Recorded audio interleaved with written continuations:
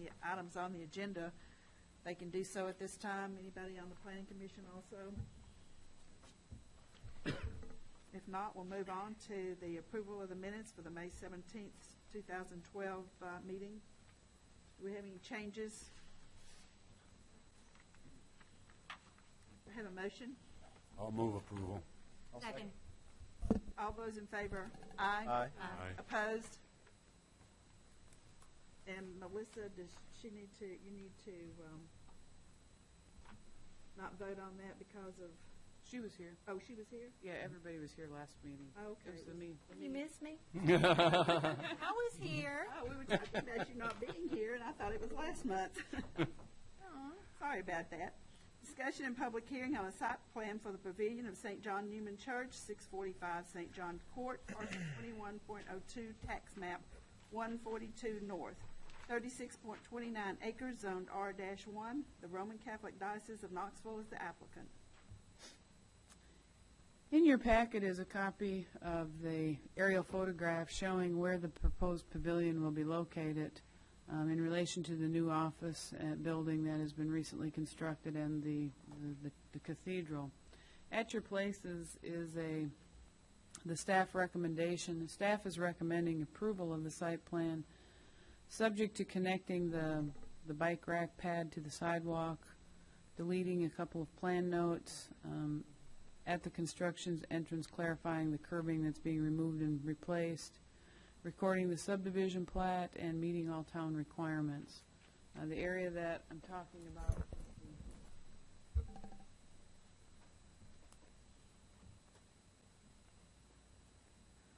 bicycle pad is just that. Ooh, that was weird.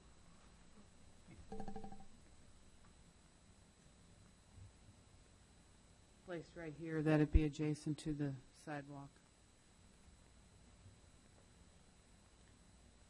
Is anyone with the applicant here?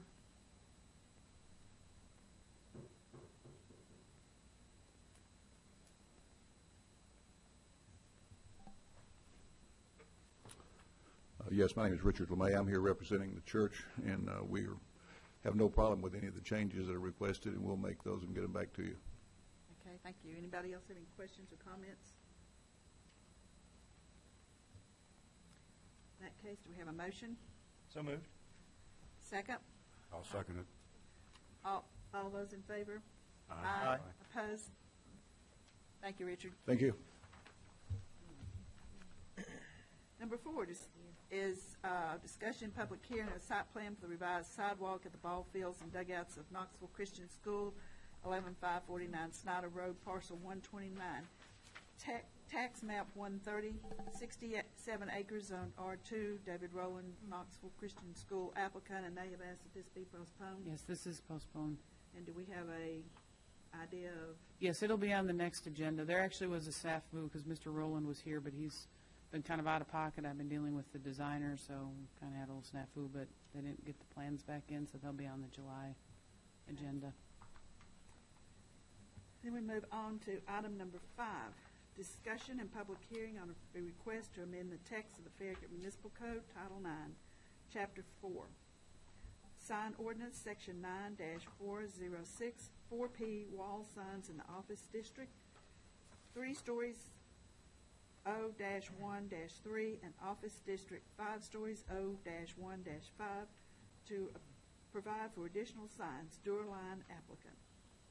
In your packet, I included a write-up of this ordinance amendment, and as we discussed at our meeting last month, this actually, this section of the sign ordinance was added several years ago to accommodate the 2 large office buildings located on Parkside Drive.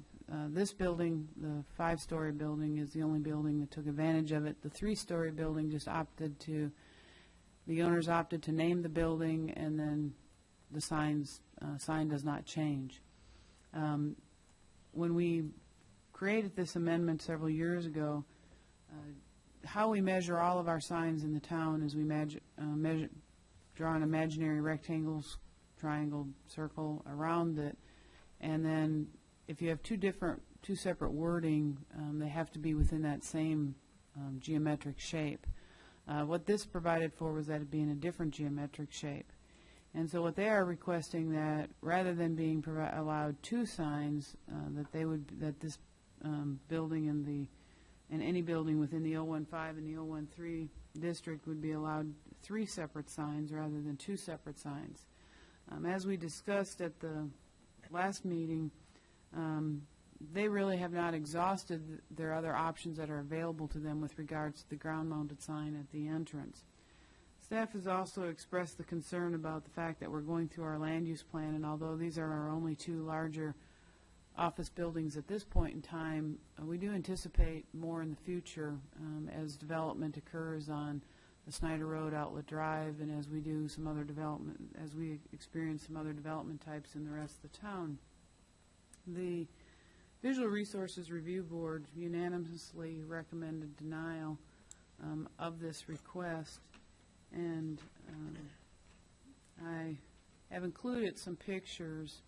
These were taken down at the paper mill exit within the city of Knoxville, just showing the type of signage that they have on larger office buildings that are somewhat similar to the building that's before you, this building here.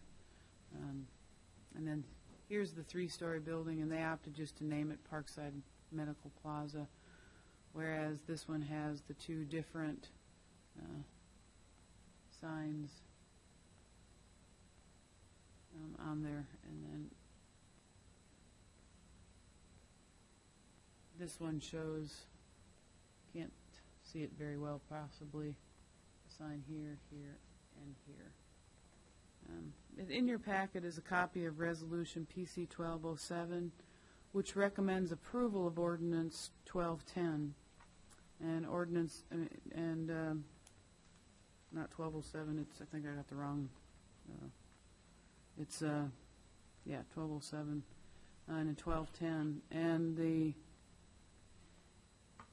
you always make a positive motion so that you would move to approve the resolution, but if you don't want to support the ordinance amendment, then you would just, rather than vote aye, you would vote nay. So just, it is kind of confusing whenever you, but anyway, I think I've kind of gone over this, and I know we talked about it extensively at the last meeting. I did include in your packet an email that I had forwarded to you all. It was actually originally written to the Board of Mayor and Alderman members. This is from a Sweetbriar resident that lives directly behind the office towers, stating that they were not in support of the additional signage.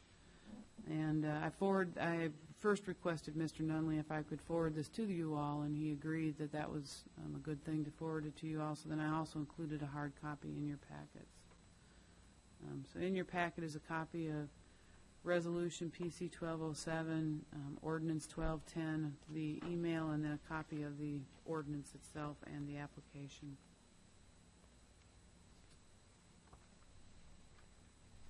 Does anyone with the applicant wish to say anything?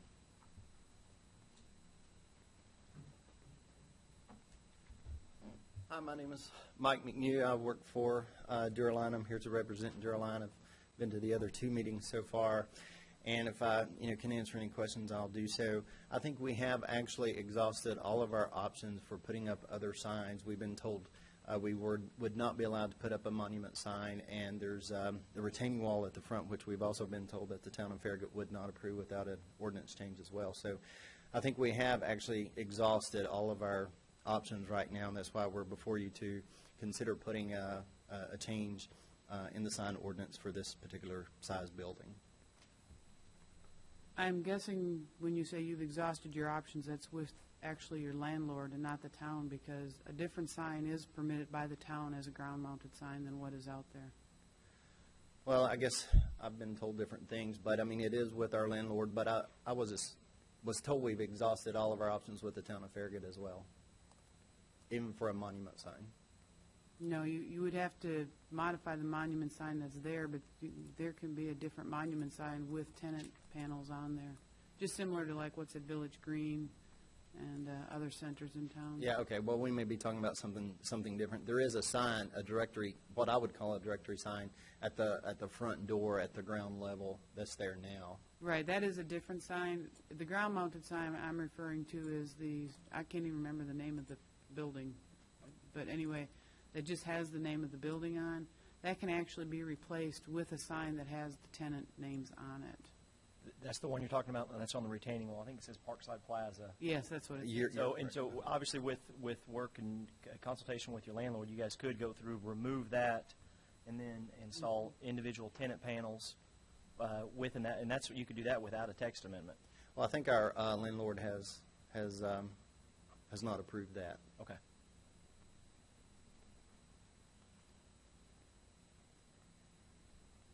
Any other questions? Well, I have a suggestion, but it's not pertinent unless we'll have to revoke. Okay.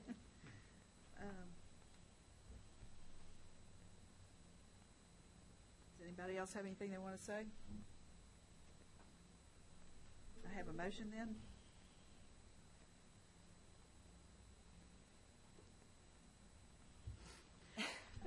Hey, remember, Okay. I'll bite the bullet. Motion to, if I'm not mistaken, we want to move to approve Resolution PC 1207. Am I correct, Ruth? yes, because the motion per Robert's Rules of Orders needs to be made in the positive, and then if you don't support it, then you vote against the motion. Okay. That is my- Second. Second. All those in favor, say aye. Aye. Opposed? Nay. Nay. Nay. Nay. You need to call I'm for- sorry, I'm moving to approve it, is that correct? Right, so an Well, I say aye aye. means that you want to approve it. A nay means that you don't want to approve it. Okay. Nay, excuse me. Okay. So are we squared away with that now? Okay. Mr. Chairman, Yes. to correct this problem, I guess, what I would propose it be done is that the paragraph, actually the paragraph or sub-item D, Title 9, Chapter 4, Signed Ordinance, Section 94064P, would be deleted in its entirety. That would throw the same operation as the other buildings back and just delete it, as it was in the past. And someplace in here, I would like to kind of add a note into this structure that the wall sign in this category of building, which I'm talking about, 3, 4, and 5-story buildings, is considered a building name for identification purposes. I don't care what what it is, whoever the landlord and the tenants agree on it, but it's just one name, and it serves as identification for that building for people driving by and looking for it.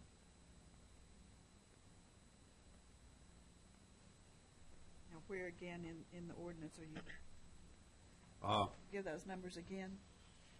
Yeah, putting It's the the note one in there. that's highlighted in orange and purple in your packets that pardon? Is it P as in Yes, Paul? it's P as in Paul.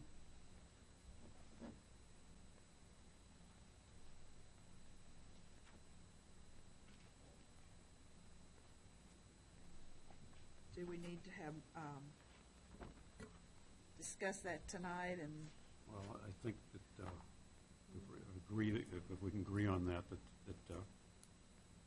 Ruth can actually propose the exact language. At the next meeting, I can put it on for a vote, Okay. if that's all your all's wishes. What he's stating is to delete what is currently written in that section. Section P was added several years ago so that a second sign could be added to this building. And what he is recommending is that this section be deleted, not the heading part of it, but basically state that the only wall sign that would be allowed would be the name of the building. and correct me, Ed, but from what I understood from what you emailed me today, what he's trying to do is create name recognition for the building itself so that it's constantly not changing. For example, in this one, it has changed since the building has been built, whereas this one has remained constant. And the idea is that if I am if I have a tenant there, that I am looking for a particular place, and they will tell me it's the Parkside Medical Plaza. I am familiar with it because I've been driving by it for a few years, and the name hasn't changed. And so you create name recognition for the building rather than a particular business that's in the building that may change, and then you end up having a different sign up. So you're not, and the people who are in the building may not even realize that the sign has changed, and they'll say, well, come to the Suncoke building, and then not even realize, for example, that the Suncoke sign is no longer there. Or something. And, we won't talk about the powers of observation, but that does happen. I would tend to disagree with doing that because, well, if you consider the downtown of Knoxville, at one point in time, let's see, we had Union Planters. We had, I'm not sure what the Butcher Building was, and now it's First Tennessee. So it continues to change in the downtown area.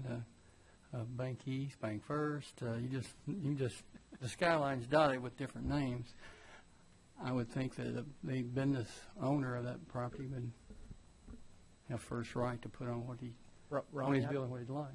I believe Ed's intent would be to the owner or the developer of the building would still have naming rights to that building, and then they could use those naming rights in negotiations in the lease. So the name could change the building, but if for instance, it's the service provider building or the Regions building, the name could continue to change. Just that we're going to go back to basically one sign. Ed, am I following you on this? Yeah. So just like downtown, we have some buildings that have changed over time. For instance, the Union Planters building or the Clayton building or... well, it's BB&T now, for example. Well, so I guess what I'm saying is that I think it would still allow for the change, and just for the interest of the tenants in this building, they would be grandfathered in. The existing signs that are up there would be grandfathered in unless they're changed or altered. You could still maintain those signs in their present form, but if they get changed, if the font changes, the name changes, something like that, then it obviously would become an issue. But I support this kind of interesting what Ed's talking about, and it's new to me, but it kind of goes back to where we were in the beginning, and probably would have avoided this Pandora's box to begin with. That we've kind of put ourselves in a quandary because we have 2 tenants and then 3 tenants, and then we had a 4th tenant show up last week that said, hey, there's 2 signs, they want to sign, we want to sign too. And I think it would really leave it up to the owner of the building to be able to negotiate with the tenant of their choice for naming rights to the building, which is fairly common in a lot of office buildings. If you do what you're talking about, Noah, in essence, what I would recommend, you just delete that whole section in its entirety. From what I understood what you said, Ed, what you're talking about is that you would add a statement that the wall sign is a building name and not a business identification name. I may have misunderstood what you said. That's right. I mean, it could be a business name, but it's for the purpose. It stays a name that will stay there. I mean, it can change, but not very often. Well, it's only going to change with the tenant who has that naming right. And in that case, I think you could just delete the entire section and not even say anything if you're, and that, because then it would just fall back onto what we used to do.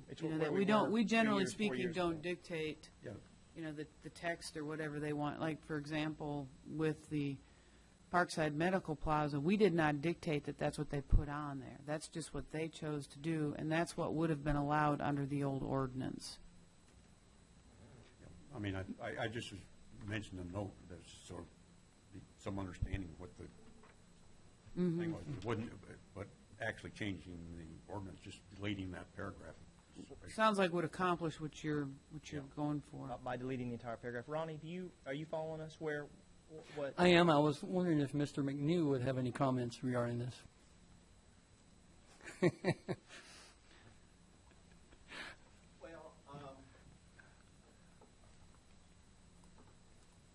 I think it should be handled by the landlord of the building, and I think it should be as, per a lease or something that should be negotiated in. Unfortunately, it was not with this building, for whatever reason, so we're just sort of in the situation that we're in right now.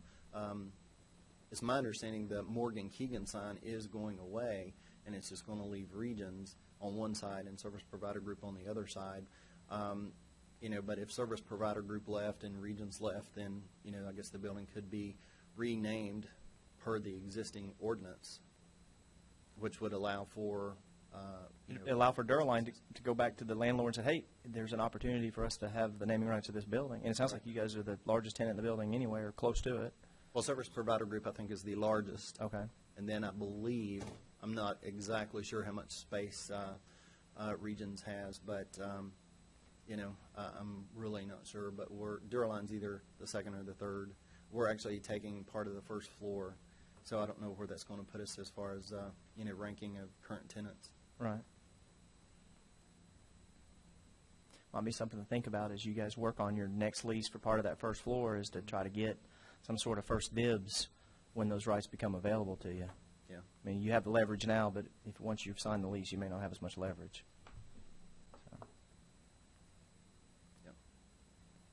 So let me understand this. If we delete this, then the owner of the building has the naming rights. As they currently do, it's just that basically what the ordinance currently states is that they could have two signs, so it gives the landlord a little bit more flexibility. Would that mean that they could have 3 signs? If we were to have approved the amendment tonight, yes, they could have had 3 signs. All right. And so by eliminating this section, this subsection P, what it would do is that, okay, you go back to 1 sign. If you want to call it the Regions Bank building, if you want to call it the Duraline building, if you want to call it anything you want, the ordinance would not dictate what they call it, just that they could have 1 sign. Just like the Parkside Medical Plaza, they opted to just have 1 sign and to name the building and not to name any particular tenants that are in the building. And what eliminating that section of the ordinance, all it would do is saying you can have 1 sign. What you want to call it is up to you, but you're allowed 1 sign. And then I think what you end up with is a lot less transition. Because chances are, like with Duraline, for example, if they're that large of a tenant, they're not going to pack up and leave anytime soon. They're going to be there for a while. So if they were to call it the Duraline building or whatever they wanted to call it, you wouldn't have that change. And they can still have the ground-mounted sign. Yes. Yes, they can have the ground-mounted sign. Now, apparently the landlord wants to keep Parkside Plaza as their ground-mounted sign. Our ordinance gives them an option, but the landlord always has the ultimate say. As long as it complies with our regulations, they have the say on who gets the signage. I know that, like, for example, Village Green, when you look at their ground-mounted sign, they have specific tenant spaces that get that sign area on the ground-mounted sign. They don't put every business on there. They just and their leases reflect that signage, and I'm sure that the cost reflects that extra signage to a certain extent. No one knows more about it, obviously, than I do. But I do know for a fact, like up at Village Green, there's specific tenant spaces that the landlord negotiates with for the signage. If I'm not mistaken, ex-mayor Bob Leonard came in and promoted 2 signs for this building in this picture approximately 2 years ago. So I would. It's been longer ago than that because it was when the building was built. I'm getting and I don't old. even remember if that was one of his or not, to be honest with you. Yeah, I don't remember that. That's before my time. It was during my tenure, but I just can't remember. But it was whenever this building was built, and I can't even remember what year the building was built. It was probably 05, 06, Probably. around there. It was before everything stopped. Just how old am I? So Ruth, what do we need to, if we want to eliminate it altogether, or if we want to?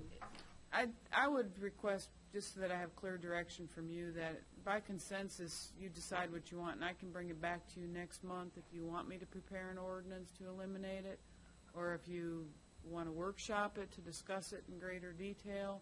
It's really, it's your all's call with what you prefer.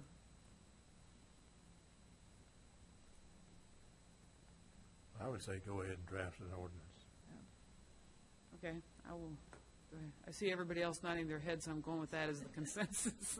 I think draft it basically just excluding that section P.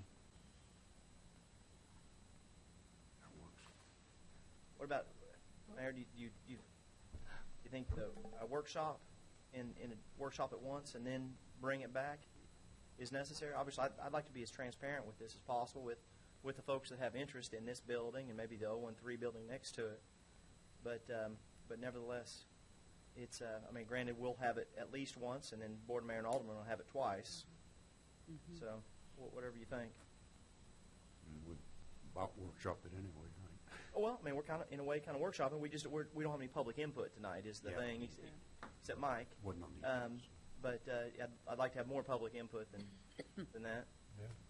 So, whatever you Is that think. for the next meeting? Workshop it, or go ahead and put it for an agenda item, for an action item for the next meeting. Have the workshop right before the meeting. Okay. Why don't we do it simultaneously? It makes my whole agendas a lot easier. Okay. Okay, I will prepare an ordinance. Okay. So this does not move on at this point to the Board of Mayor and Alderman, or? Not the recommendation that Ed brought up, but their request goes on to the Board of Mayor and Aldermen, and that will go to the Board of Mayor and Aldermen the second Thursday in July, so I think that's like the 12th. So whatever that Thursday is, I think it's the 12th, though, and that'll go for the board.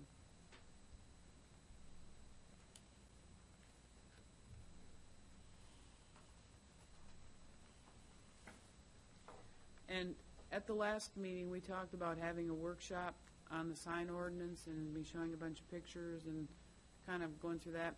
As it is now, we have a pretty heavy agenda next month, and I think that you'd all kind of be numb by that point in time. So I'm going to wait till the August meeting to do that training session, just because I do want to spend some time on it and give it the make sure I've had the time to put into it that's necessary, but also from your all's perspective, and do an in-depth training session on the sign ordinance and the ramifications of changing, like we talked about at the last meeting, putting signs on the other sides of the buildings and everything like that, so that you can think about it a little bit more holistically in that respect. Madam Chairman, could I ask Mike a question? Would be all right? Go ahead. Mike, would you mind passing this information we've talked about tonight on your landlord's now out of state, is that correct? Correct. Would you pass this information on to him, because they're obviously not going to be privy to our local newspaper and so forth, and may not be aware of this. If you'll just pass, we would like to hear from them. I mean, ultimately, it does impact them directly, and it'd be nice to have them or one of the representatives here. Maybe they have a local manager that's on site somewhere. They do have a local manager. Okay. I'll pass it on. I'll make sure they're aware. Good. Thanks, Mike. Be here, right, but at least they're aware of it. Okay. Now, Ruth, there's no sign posted in the building or anything like that for this sort of change? Not for an ordinance amendment. In this particular situation, the ordinance amendment is a little bit more narrow than what we normally face, but it will affect all 015 and 013 property in the future and everything. We only post properties when there's rezonings, because that's very site-specific. I'm sure the press that's here tonight will get that word out to everybody. Item number 6, discussion of request to amend the text of the Farragut zoning ordinance, Chapter 3, Section 12, General Commercial District C-1, to permit rental car businesses and certain ancillary uses as an allowed use. Enterprise Rent-A-Car Company of Tennessee, LLC applicant. In your packet, I included a summary of the request and a copy of the request, and then a copy of the C1 district for your review. The This item obviously involves a request to add a rental car business and certain ancillary, as we call them customary accessory because it's a lot easier to say, but to the C1 district, the permitted principal uses. Historically, and I've included some points of discussion for you all to consider as you're going through this amendment process. Historically, it's been felt that rental car facilities primarily serve the region rather than just the local needs. And so it's an allowed use within the C2 district, but not within the C1 district.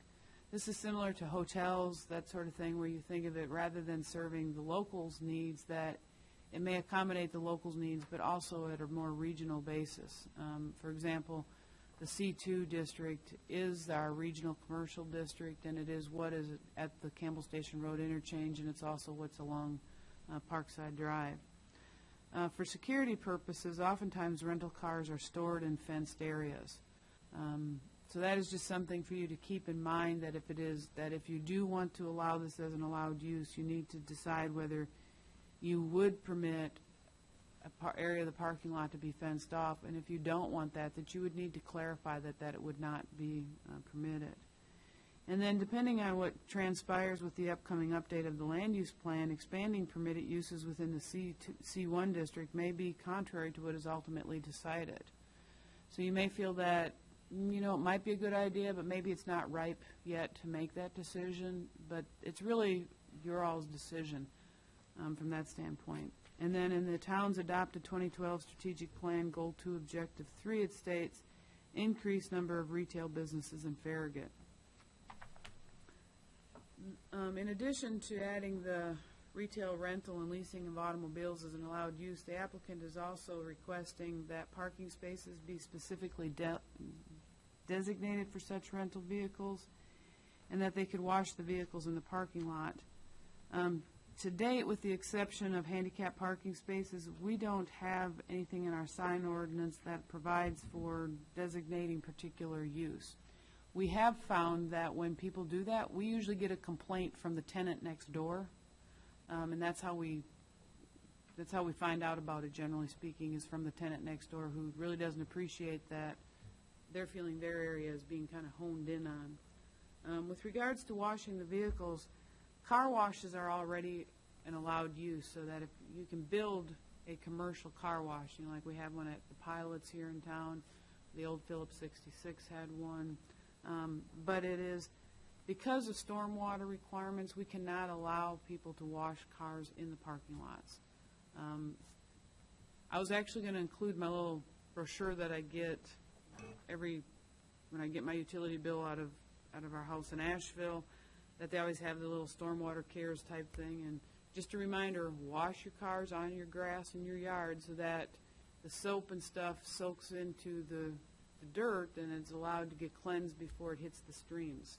So it works the same thing, that you can't do this in a parking lot, because then it immediately goes into our storm drains, which immediately goes into our creeks, and we are already on the 303D list by TDEC with impaired streams, and so we have certain criteria that we have to meet. So they can have a car wash already, it just can't be where they go out with the hose and the bucket and hose her down in the parking lot kind of thing, just so you all are aware of it from that standpoint.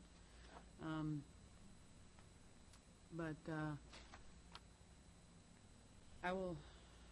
think the applicant is here. I'm not sure who the applicant is, sorry about that. And you guys can go from there. My name is Tim Romero. I'm the Regional Vice President for Enterprise Holdings.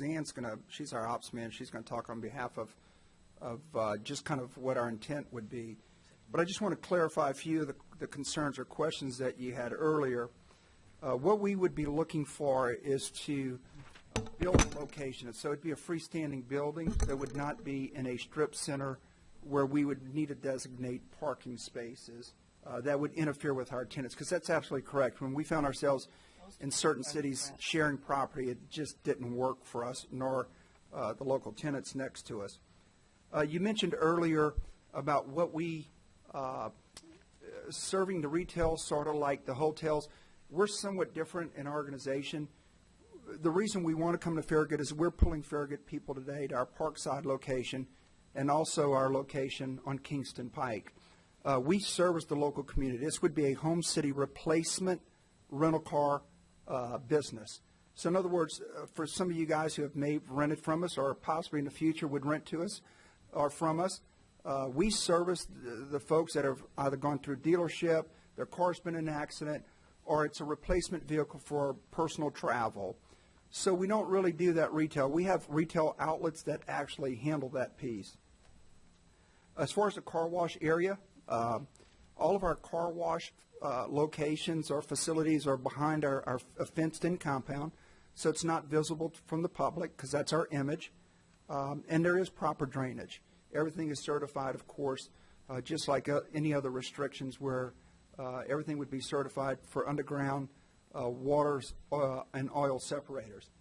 So when you look at our overall operation, we've went through this before. There was city ordinance in places like Cool Springs, similar to what I would say Farragut. We've had them in Brentwood, and we have locations there currently today that has allowed Enterprise to come in and do business in those cities. So, Zan, we brought probably more information than you needed, but we wanted to kind of show you our overall concept. Do you have any questions? Did you say the rental cars would be behind the building? We will wash them behind the building, yes, sir. And where will you store them? Behind the building. Okay. During business hours, we do have cars just like any other parking lot. Yeah. Very few, though. If you've ever been to our facilities, then I would encourage you to drive by any of our locations. Very few. The name of the game for us is to keep cars on the road, so we have fewer cars than what you would see at a local bank today. And in the evenings, all of our cars, for security reasons, are stored behind a fenced-in compound that's not visible from the road. And do you have a particular site in mind for this, or is it too early? It is early. We wanted to present it to you guys to see if we want to pursue real estate at this point. Again, just to kind of give a little history of why we're looking at Farragut. Our customers, people in the local community here have asked us for many years why we're not in Farragut and why they're traveling to Parkside and why they're traveling over down the road to Kingston Pike near Rice GMC. And we just never pursued at the point. The economy took a turn. We were about to pursue it to you guys, and we didn't present it to you. But we think today the timing's right for our business and also for us to kind of finish our motto. With Enterprise, through our in the booklet, you'll see this as well. Our motto is to be within 15-minute reach of 90% of the population. So we think by opening up a location here, we can pull from Choteau and some of the other areas of some of the local, again, this is strictly local community folks that we would want to service. We want to be in the neighborhood, just, right down the road from where our customers live and work. So it's convenient for them. Well, I wish you had been closer with the last few times I've had to use them in probably a year's time. I'm about sure 3 you've times. seen some of our commercials. We advertise that we pick you up. Yeah. And that's, like Tim said, we're in your local neighborhoods so Yeah. that we can come and pick you up from your home and service you quickly. And a lot of clientele that we have picked this up, we are the preferred provider for the state of Tennessee, Enterprise is, and also the University of Tennessee. And a lot of those that work for the state and that we're finding for the University of Tennessee are residents of Farragut. I got a question.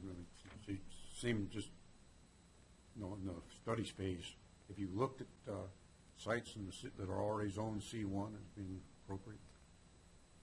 What we think, or what we're thinking, is to get closer to the community that I think is requesting would be out off of staying on Kingston Pike towards, between Campbell Station and maybe Foxden, where you guys, and we would come to you guys for a suggestion, and we're not opposed to any area as long as there's some visibility, and we're close to those neighborhood communities.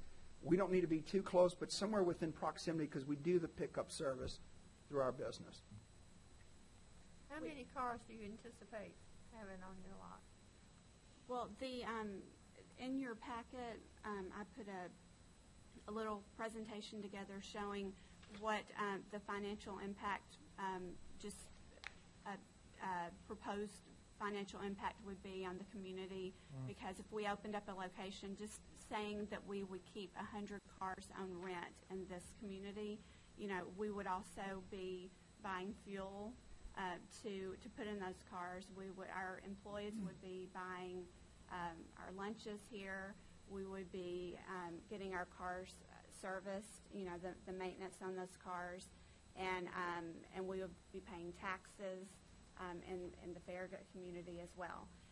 So we were just basing it on the number of 100 cars, keeping 100 cars on rent. But like Tim said, that's keeping them on the road. We wouldn't have those on the lot at all times. We would be keeping those on the If you're road. on the lot, you're not making any money. That's right. And just to answer that a little deeper, we did a study because we pulled the Farragut zip code up, and current people that we rent to today would have 100 cars on the road, actually renting at all times, just rolling out of the Farragut zip code.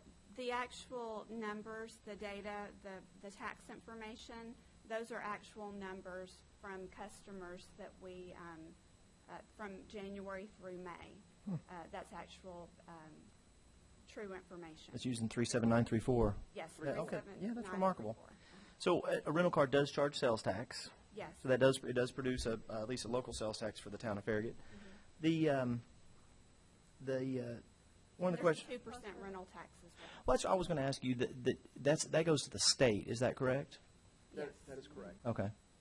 So I know that the town's discussed a hotel motel local tax that would be above and beyond, I guess, the county tax. I don't know if I know a lot of different municipalities. Obviously, we want to keep you guys competitive, but on the other hand, I think this is an excellent idea. We've used local. I mean, it's not just going to the airport or flying somewhere. We use a rental car. We've used it locally before and had to either drive to the airport or drive all the way down to Marketplace or over to you guys on Parkside, kind of past Mabry Hood. So I think this is. I think as times have changed, I think that rental cars are probably not as focused around the travel industry and more focused around convenience. Somebody's car's in the shop, or the hailstorm comes through. Obviously, that was probably a good time in the rental car business. But nevertheless, I'd like to see this progress in the C1 district. I think it makes sense for a local convenience for our residents. I do have some concerns about the fencing and just having this big chain link fenced in area in the back is maybe not real desirable to me. It doesn't necessarily have to be a chain link fence. I mean, we're open. Right. There's other things out there, albeit they might be a little more expensive than just a 6-foot chain link fence. But there might be some other things that you guys can fit in your performa that might look a little bit better. And you I don't know if a privacy back there is important. The other concern that I might have, and it kind of goes along with that, is every now and then when I've rented cars in the past, you'll see some cars that have been involved in a traffic accident that gets returned to the rental facility. And it'd be kind of nice to have some caveat in there that says, hey, if you have a disabled vehicle that's on your lot, I guess if it's fenced in back and it can't be seen from the street, I'm really not concerned about it. But there might be some system in place where we'd say, hey, you got 7 days where you go ahead and get it to the repair facility or the junkyard or wherever the car is going to end up. Hopefully it's not the junkyard, but I'm sure that does happen sometimes. But those are kind of some of the concerns that I would have. Most has to do with kind of your storage. Obviously, I can see a couple of your buildings, and I know the building you guys have over on Parkside. It seems like you guys run a first-rate operation. You do a good job taking care of your landscaping and maintaining your facilities. Our brand is, as you read through there, it's super critical. We upgrade our facility at minimum every 3 years. I mean, if not sooner than that, but we have to keep that brand image for Enterprise. We're a privately held organization, and you're absolutely right. We would come to you guys and comply if it's, hey, you need to put, the reason we said privacy fence, because we figured in most communities, when we did Brentwood, Cool Springs, they wanted it so it wasn't visible from the public. As far as disassembled vehicles, you're absolutely right. We don't store anything. All of our wrecked vehicles are hauled to body shops. We do no maintenance whatsoever on any of our properties, not even oil changes. Everything's done off-site. Again, putting tax dollars back into the community. Okay. The privacy fence, what are some of the things that you've used? Like, for instance, you said you were in Cool Springs or maybe Franklin or some of the areas that are kind of similar communities to ours. Obviously you could do wood, you could do brick, you could do block, you could do chain link with the little privacy slats in there. What were some of the things that seems like have been successful for you in the past? The privacy fence, again, would be, our preference if you guys would say, hey, we're not worried about the visibility because you're set off the road a piece, even though you have your visibility in your fenced-in area. We have locations that have the wrought iron fence, the nice little, you'd see around a courtyard. We have branches that have that in them. We do have, like Cool Springs, where you have the slats in between the chain link fence and then, of course, the wood privacy fence. Okay. We also have the bollards and just Our bollards, we put bollards at some location where it's just the poles and the ground. just the area. Just with some swag chain or something, or And a swag chain in between. Yeah, Would it be Is too your- much to ask if you provided us some pictures of, say, the ones in Cool Springs and Brentwood? We can get that kind out. of see your other kind of maybe suburban communities that are kind of similar? I guess we can do pretty much anything. your idea behind the fence for you, is it to make sure a car doesn't leave that's not supposed to leave, or is it to secure the vehicle at night so somebody doesn't try to get a car stereo out of it or something? Make sure the car doesn't drive away. Right. It's I not guess with so that- it can't be seen. It's to keep it from And driving. me personally, I kind of like the idea of maybe some black bollards with just some swag chain. It seems like that's kind of low profile. I would probably rather see that than be some 6 foot tall stockade of wood or the chain link with slats or something like that. I don't know about the rest of the board, but it seems like that would be For as instance, less over invasive. At Rice, next to Rice GMC, we have the bollards and the gate, the black gate up there. If anybody's familiar with that location. I've been there, Yeah. but I We don't have- remember that. We have multiple, and again, we're coming to you guys because we are very customer service oriented, and trust me, when you have a Parkside location and you have one down the street on Kingston Pike, it's truly not ideal for us to go and make this type of investment, but we see it necessary for our customers and to comply with our corporation and our standards in being close to our home base for the people who rent from us. And there's a demand out there. We've shown you just pulling up 3-4, and we're keeping 100 cars. Now, this is, again, 100 cars moving at all times coming out of this community. That's driving either to Parkside today and or they going to Kingston Pike. And you guys are losing some of those tax dollars because of it, and the customer side or service side of it to be more convenient for the community. I think you're right. I think you could pull out a 37922 down the Choteau area. I think you could also pull out of Loudoun County to a limited extent. It would pull from Loudoun because my closest deal in Loudoun County is way out on the other side of North City. Okay. Realistically, you're not going to have 100 cars on the road every day. So how many cars are actually really going to be sitting there, parking spaces you need to accommodate them? Typically in the front, we like to have, where it's convenient for customers to pull in, and where we could put some cars in the daytime. I'm saying 25 parking spots. Again, if you look at any of our locations in the daytime, it looks like it's not even as full as a bank parking lot. The name of the game for us is to keep cars on the rent, and we stay pretty active. The fenced-in compound in the back is because we want to secure cars and get them out of the front lot. So if you're looking at the location in the evening, you'll see an empty parking lot with a building and cars parked behind it. How many? How much storage in your I would say Monday through Friday, because that's our busiest schedule. I would say a handful to 7 to 10 cars, maybe. Weekends could be up to maybe 20. But capacity-wise, what do you think, maybe 20, 25 in your storage area? I would say 20, 25. Okay. But what are you thinking as far as I guess as kind of the square footage of your building?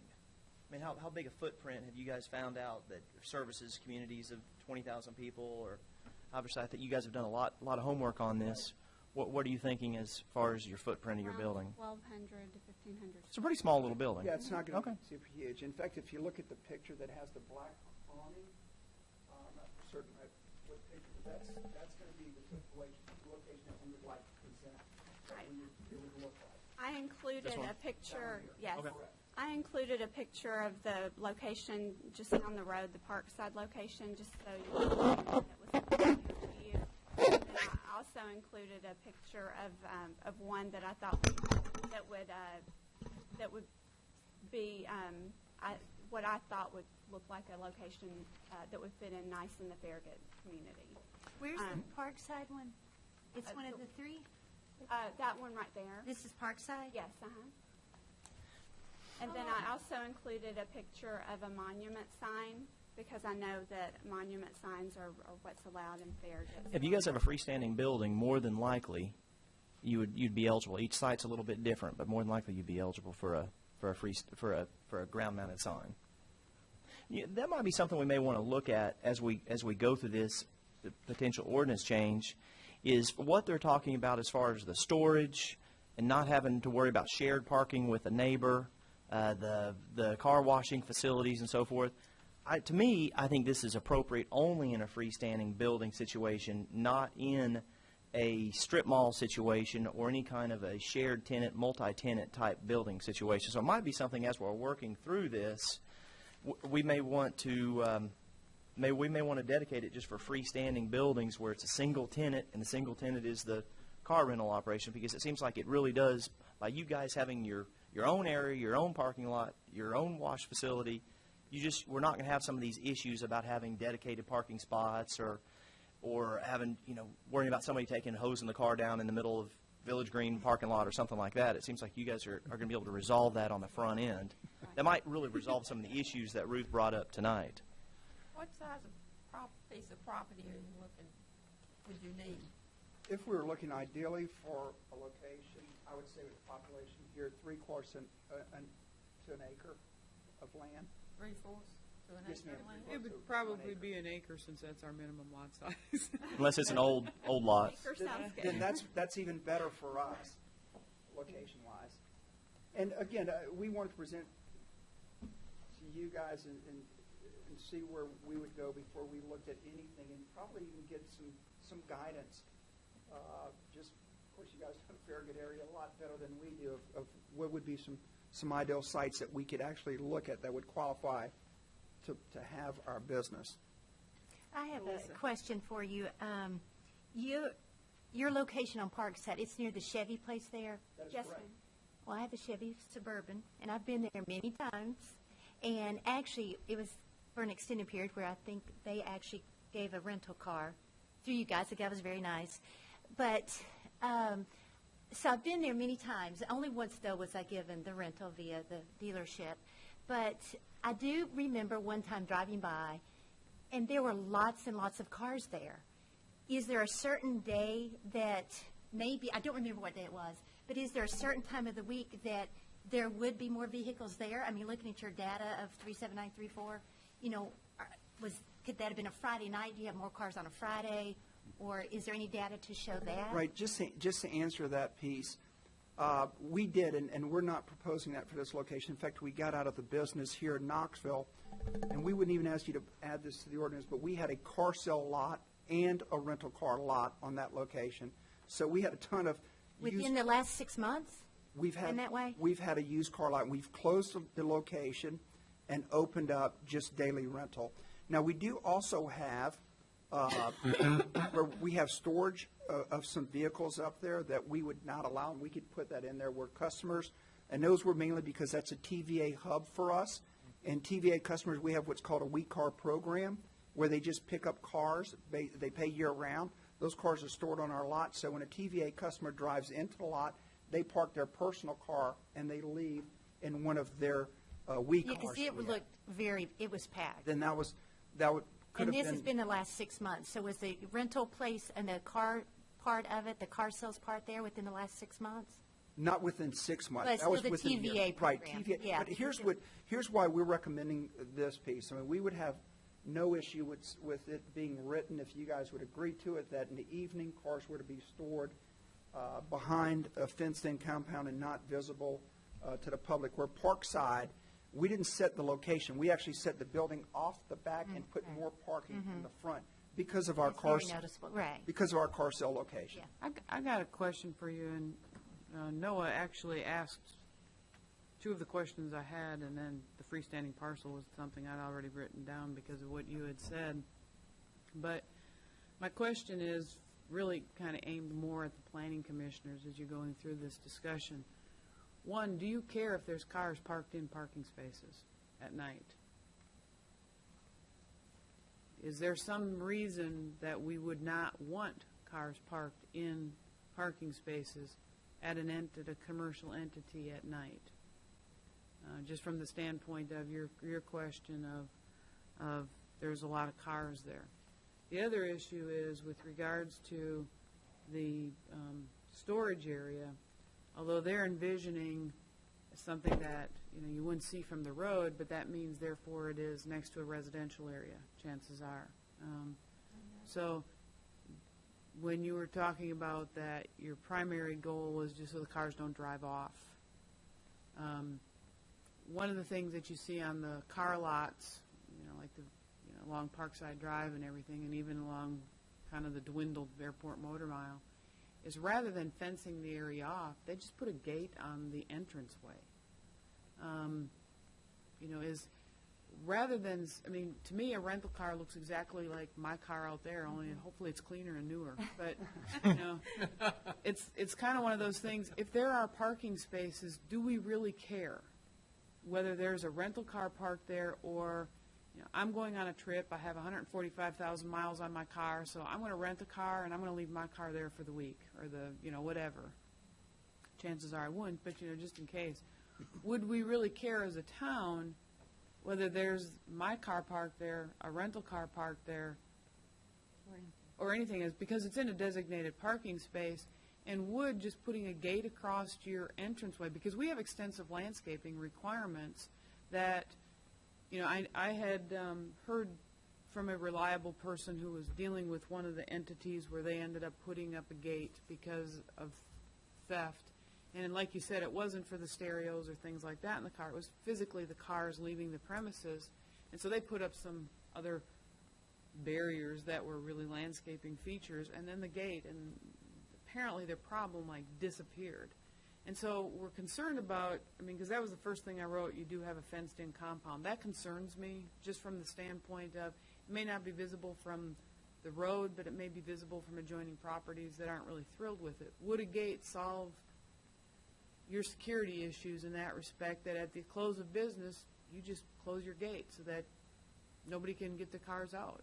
And that would mean me as a rental, but I'm not going to be dropping a car off except or picking a car up during business hours anyway. So that's just something for you all might, to if kind you of have an after hours drop off, that might be a problem. I don't know if you have a key box and you have an after hours, you can just drop your key in the box and record the mileage and so forth. That's the only thing I was thinking maybe with Ruth. I kind of like where Ruth's going with this. I just don't know if it's necessarily going to solve your normal MO for these locations. We do have customers that want to come in and to answer the question on Parkside. That's another reason. A lot of our TVA customers that are out there picking up, that are driving, are again, and we have documentation on this as well, are coming from Farragut, Choteau, outside areas, even beyond here, towards the North City, and it's we don't pick up in that territory necessarily today, where we would pick them up. So that would avoid some of that on Parkside of customers not parking. But most of the customers that would live in the area that we would service to, the 3422 area codes that maybe are out there, our preference would be to pick them up and bring them to our location. That's our business. Enterprise, the company that picks you up, versus we're not in the parking business. Come park your car and rent a vehicle and take off. So that would be ideal for us. We're not opposed to having, the landscape surrounding the area. Our biggest concern is not necessarily a radio, possibly, something off the vehicle. It's mainly the vehicle itself. Okay.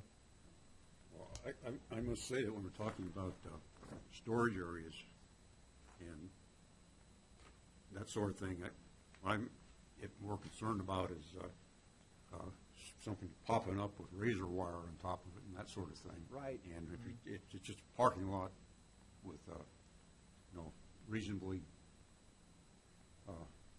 secured, I guess, say, and landscape, it just looks like a car's parking. Might be. To me, that's fine, but what I get concerned about is, and these eye security things, which we've seen in places, and probably got Oh, some yes, sir. of their own. We don't typically do razor wire because it's dangerous for our employees as well. So- And liability, I mean, today, people see you jumping over the fence to steal something from you, and But you're stuck paying for them as well, jumping the fence. Also, something we need to consider is lighting. That's They fall under our same lighting, dark sky ordinance, basically. Tim, I got a question. Well, while Ruth's working on that, it's something that might be helpful without you having to engage a civil engineer and draw up a site plan for this. It's still kind of premature if you don't have a site. But it might be interesting that you could take a Google map of one of your other relatively new locations, maybe one of your, we'll call it a flagship location, something that you guys are real proud of that you can envision here in Farragut, and just print off a Google map, bring it in, maybe at our next meeting, and let's take a look at it. And you say, hey, this is the area we use bollards or we use fencing, and it might give us a real graphical representation of what you guys are looking at without you having to spend any money to draw something up with an engineer or a consultant. And you may already have one in the back of your mind. Oh, I know that Germantown has one, and it's going to be perfect. This is exactly what we're thinking. It's a 1,500 square foot building. It's on an acre. It has 25 spaces in the back, 25 in the front, or thereabouts. I mean, just something that might help this board fully kind of be able to absorb and kind of get our arms around what you guys are talking about, because it's a little bit different for us. I think in the past when our ordinance was written, it was really we just didn't want any car lots. But times have changed, and your business model has changed, and I think this is a great idea for the C1 district. We just got to kind of figure it out. One thing I did have a question about that I have seen occasionally, maybe I think even your old building on Parkside before you had your new one was a modular building. You guys are definitely, you're not thinking modular for this location? Okay. So you're definitely thinking a site-built building similar. Okay, just want to make sure we're all on the same page here. Yeah, we don't allow the modular. Well, I didn't know how. I just wanted to make sure that we're all reading off the same page. it's the same idea with the lighting. You need to be aware of our lighting. Right. We will abide by your. Well, our lighting is sufficient when you're under our lighting. You can see great. Our lighting is designed really so our lighting basically doesn't obscure onto adjacent properties or adjacent roadways. And so, but when you're there, you're well lit and very secure, or as secure as much as light as you have there. But it's our lighting makes sense. It really does. We abide by all the city codes. And Well, if you guys in some of those other municipalities, you're already used to that. Some of those may even be tougher than ours. So. we just We had some- relocated our branch in Oak Ridge, and they were very, very strict with their guidelines. So, and they had that By the same. the same lighting. We kind of dark sky is Yes, the idea they have behind the it. So you same just don't have any lighting, ambient yes. light that goes off your side. So. So I'm very familiar I with think it's that. a great idea. What you bring up, Noah, is for us to bring you guys some photos. But again, getting to back what Zan said, in our community, we could show you, like we did, what an ideal location would look like, the bricks and mortar stone, what our signage would look like. Outside of that, we're pretty open to whatever you guys would be open to allowing us to do as far as what the parking lot should look like, storage, fencing, because different places we go, it's different, and they require different things, and the landscaping's different. So, again, we would comply to what you guys would allow us to do and not do for parking and for security. For instance, in Oak Ridge, it was allowed for us to have a dumpster, but I was told that the neighbors behind us weren't happy with the noise that the dumpster made from the previous tenant that had been there. And I said, no problem. You know what? I want to keep the neighbors happy. We want to be good neighbors. So I found a solution to the problem. I found a company that could service us with the rollaways and solve that problem. Really, you probably don't have that much refuse. We have happy neighbors, and we're all getting along. Yeah, we don't and have much. There's no noise. I mean, it's all. We want to be happy. We want to keep everybody happy. Most of our C1 zoning has some transition zoning between it and standard single family. There's some exceptions, but most of it does. So there's usually a transition zoning of some sort, either a little higher density residential or an O1 office zoning. So usually, and if you do have some of that zoning, some of that residential, there'll be some buffers and so forth. But it's not a big deal. If you guys just did one in Oak Ridge, Oak Ridge is pretty tough I think they just adopted our lighting ordinance because of a business that they had problems with. They're tough. They liked our ordinance. Well, we welcome you to the town of Farragut, and we'd love to see your project bear fruit for you and be able to find the right location and break ground. I think it'd be a great asset, and hopefully put a few sales tax dollars in our coffers. So, Well, we thank you guys this evening for listening to us and open to our idea a little bit. I just drew a rough sketch of possible options for you all. Is that you talked about drop-offs, that have your parking lot split with landscaping. You have a gate put up here, that this area would be your secured area, and the only thing you would have is a gate right here. You wouldn't have any fence, all the way around it. You would have the landscaping, that are physical barriers from somebody leaving the premises, or you could have a gate here where somebody could drive in, and then they would say, "Oh, I can't go any further," because it's closed, which means that it's odd hours, so there's not going to be a lot of traffic on the road, and they could get back out. Or if you, but just kind of think about whether it's an option, rather than having a fenced compound, because that does make me very nervous from the standpoint of your adjoining property owners, being the good neighbor thing, that there's ways to accomplish what you're trying to accomplish without being really kind of obtrusive thing. Typically, what we try to incorporate is, we have our wash bay back behind our building, so it's hidden, so no one sees it. And we usually move our cars around back at night as well. So everything, and then we block the cars into the back, and we use the building as part of the barrier. So you don't really see the barrier that much. So everything's behind your building. You have your customer parking up front, and then you have your building, and then the wash bay and the parking in the back.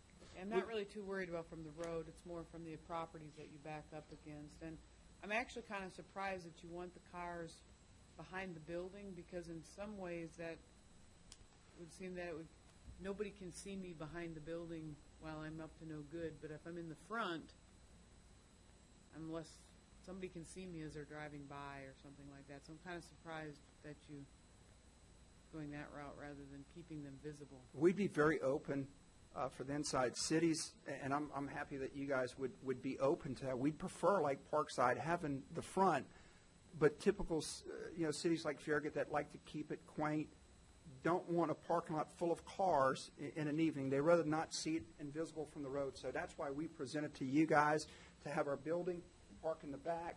So on weekends or what have you, it's really not like a little shopping center or something where you have cars that are visible to the public. But we're open. If you guys are to be opposed to saying, hey, we'd rather the cars up front, we'd be very open to that piece as well. I'm not expressing a preference one way or the other. What I'm trying to get out of and away from is the fence compound and using other avenues to create the security you want and to not duplicate a hard surface. That if you have more cars in the evenings and on the weekends when you're not having customers, why duplicate that hard surface just so that you can hide them in the back when you have an entirely vacant lot up front? And I'm partially looking at this from a stormwater standpoint and everything with runoff, that our whole goal is to minimize hard surfaces rather than increasing it just for the sake that you basically have two parking lots that you use at two different times. One's for nighttime use and one's for daytime use. And if you can share that, does that meet your needs? And I don't know enough about your business to really to know that. That's your business. And I would so I'm want to. just kind of throwing stuff out there as ideas. I want to stick to Noah's point, though. If we do get a vehicle and we do this for an overnight purpose, if a vehicle was dismantled, was an accident, of course, if it has to be towed, it's not towed to our location. They go straight to body shops. But if someone came in with a fender or an accident or what have you, we would like to move that car behind the fenced-in compound, and then, of course, we have it moved fairly quickly. There's something to think about. It's a little premature until you actually locate a site, but we actually have an incentive in our C1 ordinance that allows you to push your building up closer to Kingston Pike, you had mentioned Kingston Pike, by putting your parking in the back. And I know we're talking parking in the front, parking in the back, but something you may want to think about is if you have all your parking in the back and your access is basically off the side, not off the front, you could actually have your building within 40 feet of the edge of the right-of-way. Versus if you have your access in the front yard, you're 60 feet, and if you have your parking lot in your front yard, you've got to push your building 80 feet back. So we do that as a carrot to say, hey, if you'll de-emphasize your parking lot, we're going to allow you to pull your building up closer to Kingston Pike. Signage, visibility, building your brand awareness, all that is important in what you're doing. So you may want to think about that once you locate. Again, every site's a little bit different with topography, your storm drainage facilities and so forth, but it may be something you want to look at that would allow you to get your building up there. You'd have your signage, you're eligible for your signage in your building. You may or may not be eligible for your ground-mounted signing depending on where you are. But nevertheless, it would allow you to get your building up closer to Kings Pike by putting your parking lot in the back. That's a good point. But all I'm really talking about is making it one parking area rather than separating out just in order to minimize your hard surface area. Right. On stormwater detention and that sort of thing. Would you consider someplace other than between Camel Station and Fox Bend? We think based on, again, what we pulled, the rental tickets that we pulled from that area, that would be probably the ideal. We'd be open to other areas, but I'm on Parkside currently today, so I'm trying to, again, be able to pull Choteau, also part of the North City, that Loudon piece, and bring that in and be a little closer to that area. And not cannibalize your Parkside right, business. Exactly, and not take away from Parkside. Because when you have Parkside and you have, again, Kingston Pike that are already fairly close, I want to try to stay away and pull again, and if it's going to mean getting in Farragut, we'd like to be closer into the community. One thing that I would like for us to consider is the fact that if we allow this type of business with cars in a parking lot, is that going to open us up to small used car or small car dealerships that... That's really why I'm trying to get away from a separate parking lot, is that you're kind of keeping that lid on Pandora's box. Somebody said something about Pandora's box with the sign ordinance amendment earlier. So that's why I was really trying to come up with something that, since these cars are in constant transition, that we just treat it like a parking lot and not unnecessarily contain it, I guess is a good way to describe it, but still meet their needs, provide the security by having the gates up between landscape islands and things like that, but keep that... Well, I just thought it would be difficult for you or somebody to have to explain what the difference in this parking lot and my used car parking lot is going to be. There is a difference, but still, trying to explain that to somebody who wants to put... Right. There are cities, and I don't know how you guys, you're definitely in the legal side, but there are cities that we are doing business in today that it says allowing for car rentals or leasing of cars, but not permitted is sale of cars, because again, it's stationary cars that are sitting on the lot versus our vehicles. It's no different than a bank. It's no different. In fact, we're probably less traffic than what you would see at your typical bank or something like that. Our cars are actively on the road. You're not generating a lot of trips, is Right, what you're saying. It's not like yeah. you're generating a lot of trips during the day. Somebody might they're gone for a week and then they come back. And sometimes longer, because again, our business is the home city market. We're not that retail outlet that you've gone out to an airport type of customer. We're pulling local communities that it's a replacement car. It's your car going into a service shop, body shop. You just, hey, I got a lot of mileage on my vehicle. I need a car, just alternative transportation for work. That's our niche. That's our business.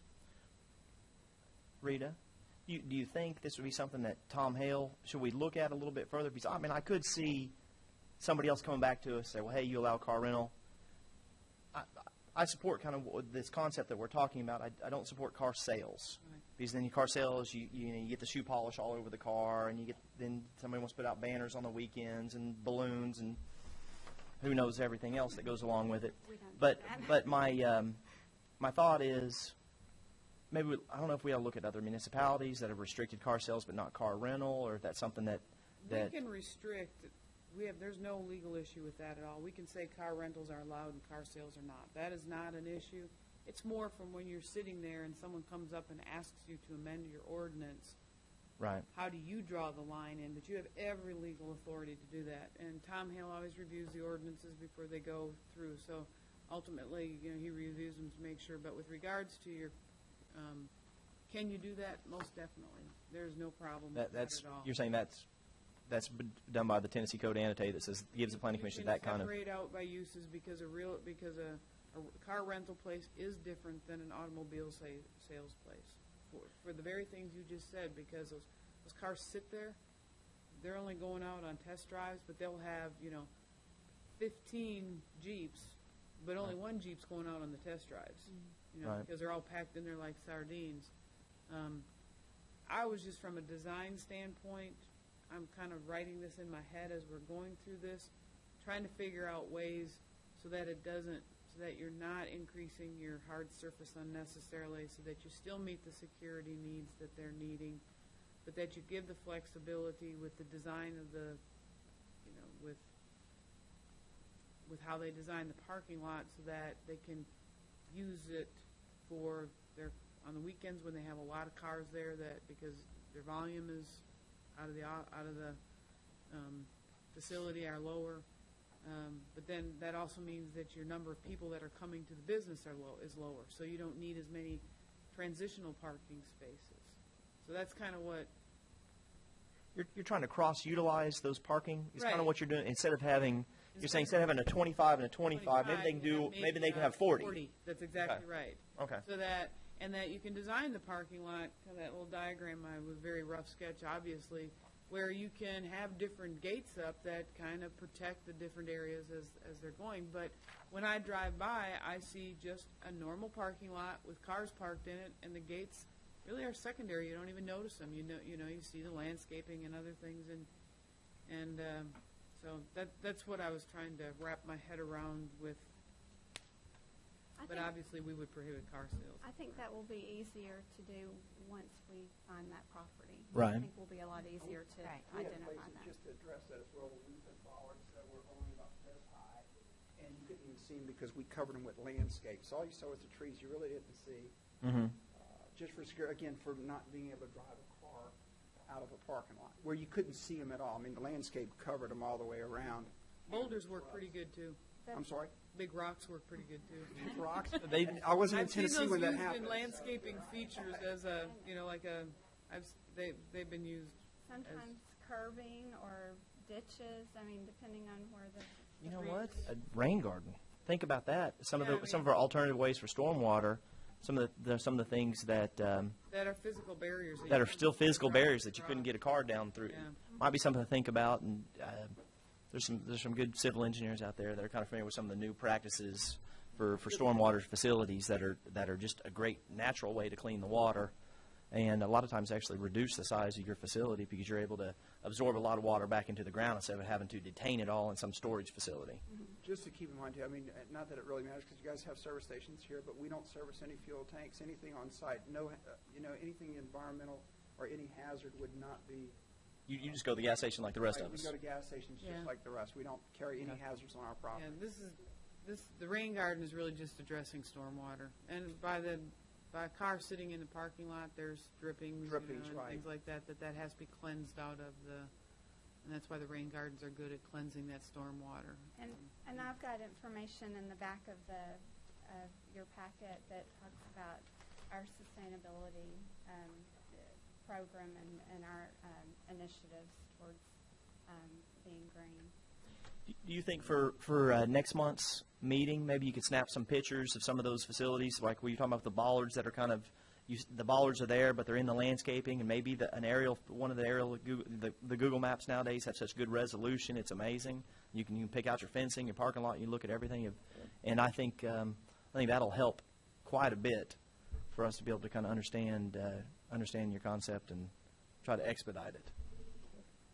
Well, thank you guys so much for the opportunity to speak with you guys this evening. Appreciate it. Thank you. Thank you. Thank you.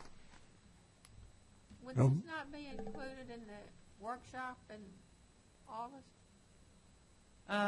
Well, we're going to talk about the sign ordinance more in August. And they're not requesting that we change anything with regards to the signage. They would be allowed a ground-mounted sign on a freestanding parcel, and then they would also be allowed a wall-mounted sign. So it wouldn't really change that really too much. But we would need to workshop again this next month, just because don't still have a real clear picture, because you don't really have a clear thought in your mind what it is you're willing to go with.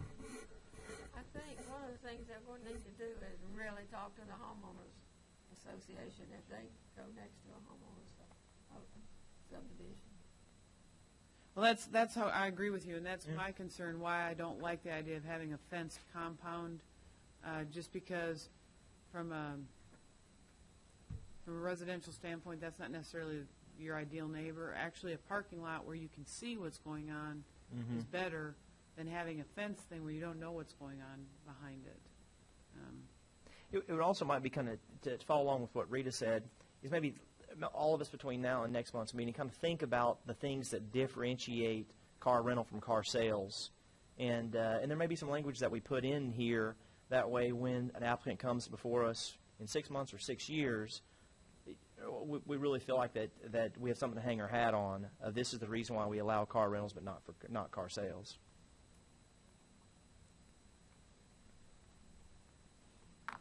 Any other questions or comments? Just one thing nobody mentioned was permeable pavers.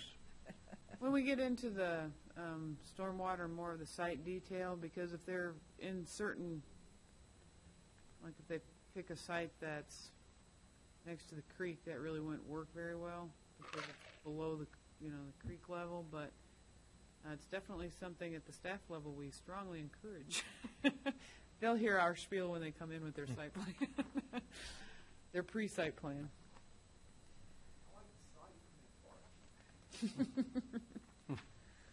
Item number 7 tonight is a public hearing on proposed location for new utilities, and we actually have one tonight.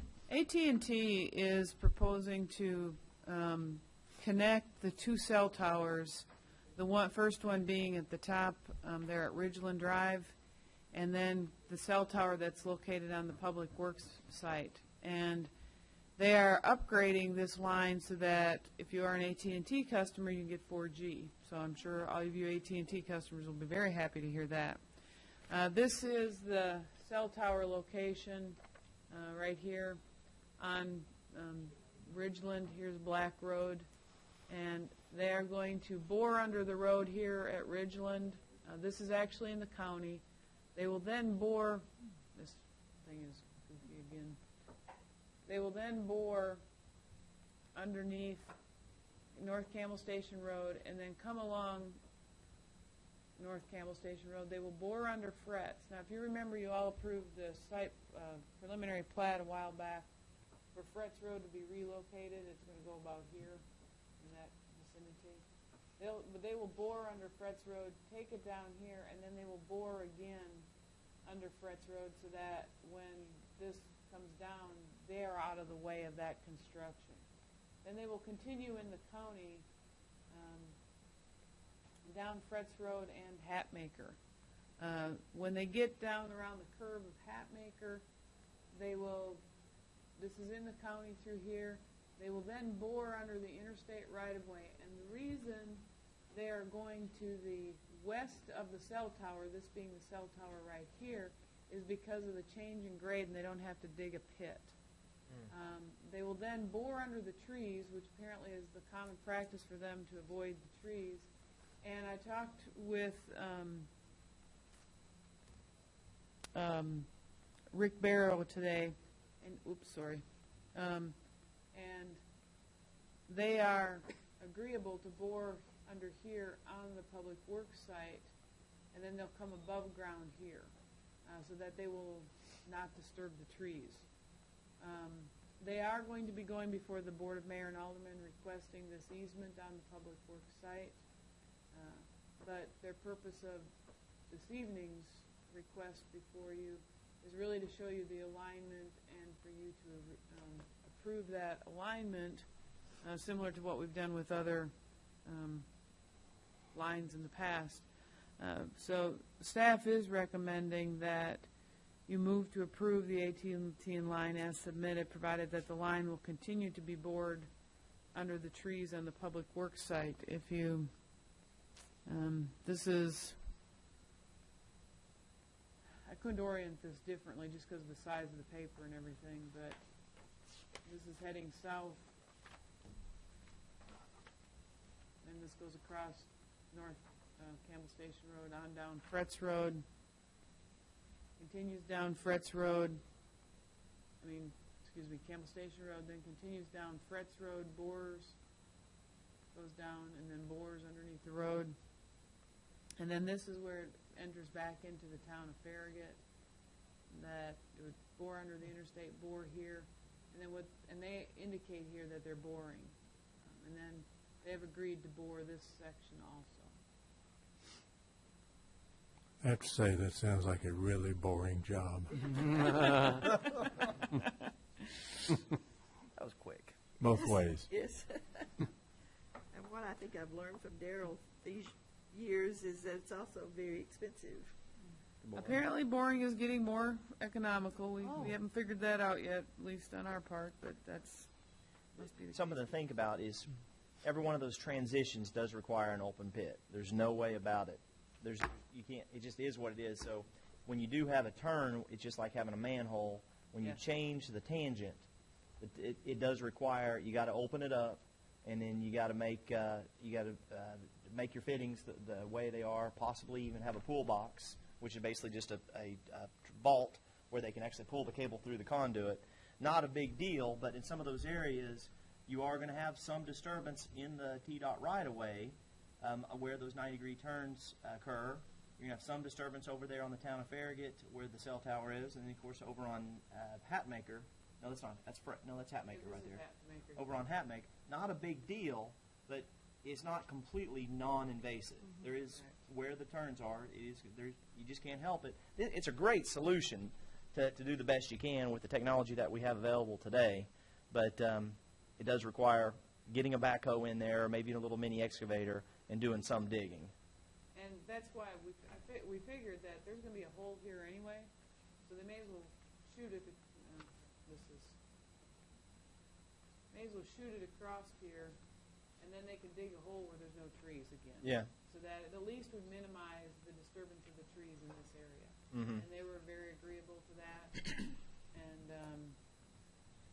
so we are recommending approval, subject to the bores that are shown on the plan with the additional bore in this area right here. I'll make a motion to approve. Second. Second. All those in favor? Aye. Opposed? So this, the June 21st meeting of the Farragut Planning Commission is adjourned. Even if it wasn't.